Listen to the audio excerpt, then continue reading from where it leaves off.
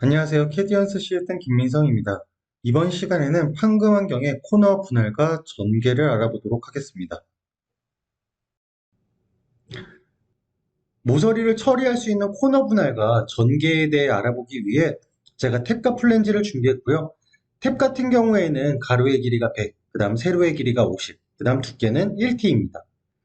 그 다음 절곡 형상인 플랜지 같은 경우에는 높이 50을 주었고요.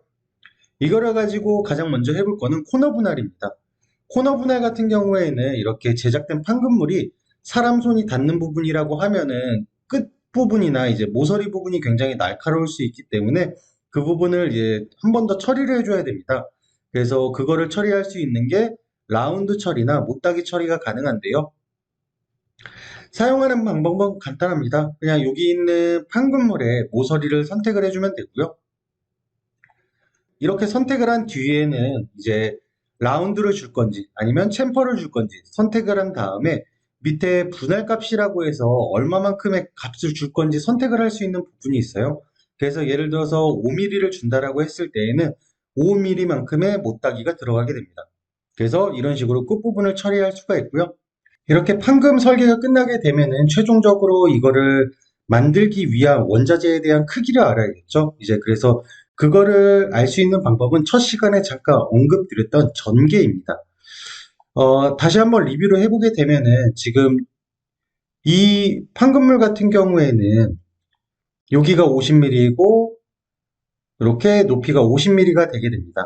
자, 종이라고 했을 때에는 이거를 단순하게 핀다라고 하면은 100mm가 되겠지만 판금물 같은 경우에는 안쪽은 수축하고 바깥쪽은 인장한다라고 했죠. 그렇기 때문에 실제 원자재 사이즈는 100mm보다 더 적은 판금물을 사용하게 돼요.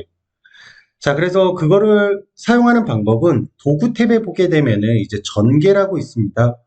그래서 이 전개를 선택하고 여기에 보면 전개장이라는 도구가 있고요. 이거를 사용하는 방법은 우선은 기준면을 하나 잡아줍니다. 그 다음 어떤 방향으로 전개를 할 건지 그 방향을 선택해 주시면 돼요. 그래서 저는 여기 있는 모서리를 선택하게 되면은 이런 식으로 펴지게 됩니다. 여기 보게 되면은 지금 100mm 같은 경우에는 변화가 없고 여기는 그 100보다 더 적은 숫자가 나왔죠. 왜냐면은 지금 절곡 부위가 있는 곳은 이렇게 100보다 더 작은 치수가 나올 수밖에 없습니다. 그리고 이거하고 관련된 값들을 다시 한번 최종적으로 정리를 해보면은 지금은 98.09라는 이러한 값이 나왔죠. 저러한 전개를 할 때 값에 영향을 주는 게 첫 번째는 재질입니다. 재질에 따라서 이제 중립계수 값이 달라지게 되거든요. 그래서 이러한 중립계수 값은 뭐 저한테 문의를 주시거나 아니면은 인터넷 같은 데 찾아보면은 재질별로 이제 계산할 수 있는 계산 공식이 있거든요. 그래서 그거를 보고서는 구하면 되는데요. 이거를 제가 우선 0.33에서 0.8 정도로 바꿔보도록 하겠습니다. 그러면은 이 중립계수라는 것 자체는 중립적인 위치가 1T로 놓고 봤을 때 0.8 지점이라고 했죠. 자, 이 상태로 모델에 적용을 하고 이제 전개를 하게 되면은 아까 98.09라는 치수에서 좀 더 늘어났죠. 자, 그래서 첫 번째는 재질이고요. 두 번째는 두께입니다. 자, 두께를 제가 지금 1T인데 요거를 2T로 한번 바꿔보도록 할게요.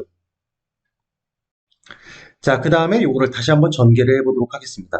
그러면은 이번에는 다시 98.08이라는 값이 나왔고요. 자, 그 다음 전개를 할 때 영향을 주는 세 번째 요인은 굽힘 반경입니다. 그래서 예를 들어서 굽힘 반경이 지금 1이 아니라 이것도 마찬가지로 2를 하게 되면은 아까 98.09라는 값에서 얼마만큼 바뀌었는지 다시 보도록 하겠습니다. 자, 보면은 97.65라는 값으로 다시 바뀌었죠. 자, 그리고 이제 또 영향을 주는 부분 중에 하나가 플랜지를 하게 되면은 이거를 90도로 했을 때하고 120도로 했을 때의 중립계수 값은 달라지게 됩니다. 그래서 이 절곡된 각도 값에 따라서 중립계수 값을 다르게 적용해 줘야 되기 때문에 플랜지 옵션에는 이렇게 중립계수 값을 다르게 줄 수 있는 부분이 있다라고 했습니다. 여기에 굽힘 반경도 포함되고요. 그래서 예를 들어서 뭐 120도로 했을 때 나는 0.65 정도가 들어간다. 라고 했을 때 다시 한번 전개를 해보게 되면은 다시 그 값은 바뀌어 있겠죠. 그래서 판금 교육 처음 시작할 때 설명드렸던 것 같이 이제 원자재에 대한 크기를 알기 위해서 판금 환경이 존재한다라고 했습니다. 그래서 이번 시간에는 코너 분할과 원자재의 크기를 알 수 있는 전개에 대해서 알아봤습니다. 이상으로 이번 교육은 마치도록 하겠습니다. 감사합니다. 캐디언스 시스템의 김민성이었습니다.